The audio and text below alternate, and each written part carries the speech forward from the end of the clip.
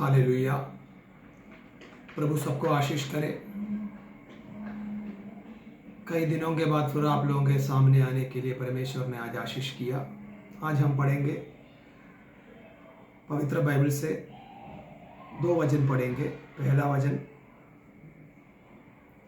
इब्रानियों की पत्री उसका 12 अध्याय उसका 5 और 6। यहाँ पर इसी प्रकार लिखा गया है, हे मेरे पुत्र, प्रभु की ताड़ना को हल्की बात ना जान, और जब वह तुझे गुड़के तो साहस ना छोड़, क्योंकि प्रभु जिससे प्रेम करता है उसकी ताड़ना भी करता है, और जिससे पुत्र बना लेता है उसको कोड़े भी लगाता है। हालेलुया। उसके बाद पहला पत्रुस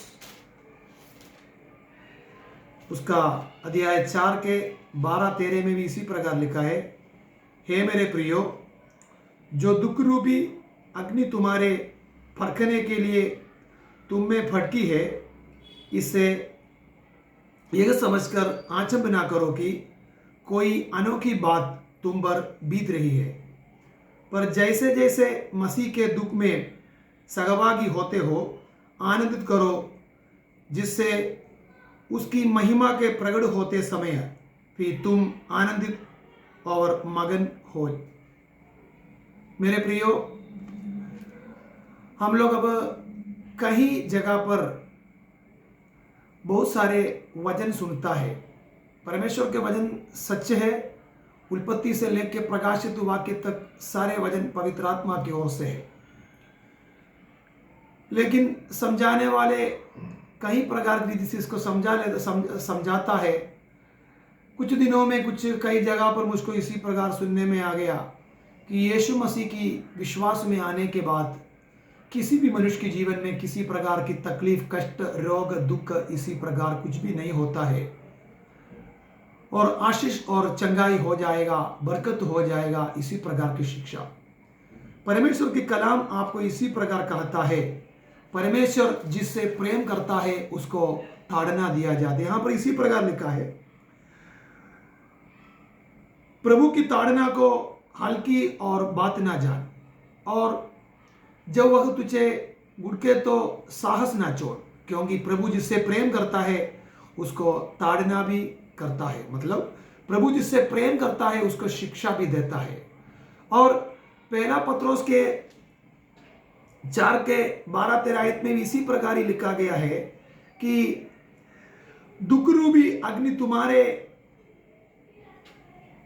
परखने के लिए तुम्हें फटकी है, इससे हम समझकर आचंबा ना करो कि कोई अनोखी बात तुम पर बीत रही है। हालेलुया।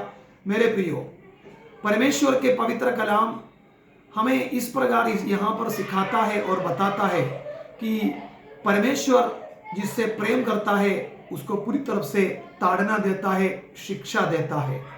ये जो पत्रोस की पहला पत्री अध्याय की 4 के आगे भी लिखा है, 14 में इसी प्रकार लिखा है, फिर यदि मसीह के नाम के लिए तुम्हारे निंदा की जाती है तो तुम धन्य हो, क्योंकि महिमा का आत्मा जो परमेश्वर का आत्मा है तुम पर छाया करता है।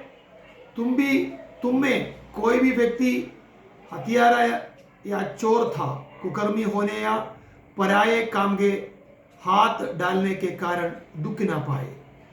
हमें इसी प्रकार परमेश्वर ने हमारे इस संसार के जीवन से अपनी पवित्र लहू देकर खरीद के अपना पुत्र और पुत्री बना दिया। और मेरे प्रियो, हमारे शरीर, मन और आत्मा की छुटकारा देना जरूरी है। जिस दिन हम प्रभु यीशु मसीह को अपने उद्धारकर्ता स्वीकार किया, उस दिन आपके आत्मा की उद्धार हुआ गया है, और आपकी शरीर की उद्धार होगा जब यीशु मसीह की दूसरी आगमन में जब तुरगी फूकेगा, तब आपके शरीर की उद्धार हो जाएगा। ये दोनों पलट समय में हो जाता है, लेकिन जो मन की जो उद्धार, जैसा कि प्राण की उद्धार, ये बड़ी सफर है मेरे प्रियो। ये सफर में आपको परमेश्वर परीक्षा दिया जाएगा। इब्रानियों की पुत्री पत्री उसकी 12 में इसी प्रकार भी लिखा है, आगे वचन में इसी प्रकार लिखा है,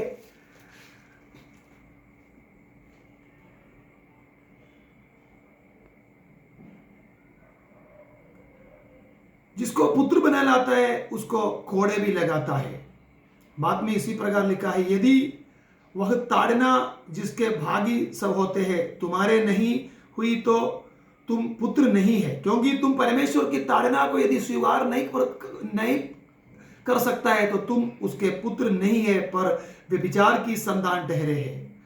मेरे प्रियो, फिर बाद में वहां पर वही वचन फिर लिखा गया है, शरीर की पिता तुम्हें शिक्षा देता नहीं क्या? देता है, लेकिन फिर भी उसके आदर किया जाता है।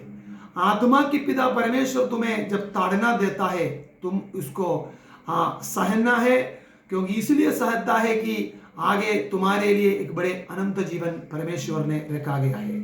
इसलिए मेरे प्रियो, आपके जीवन में कोई शारीरिक की बीमारी, कोई मानसिक दुख, कोई आर्थिक समस्या, कोई भी दुख है, हम प्रार्थना करिए। प्रार्थना करने के लिए कोई रुकावट नहीं है, कोई गलत नहीं है।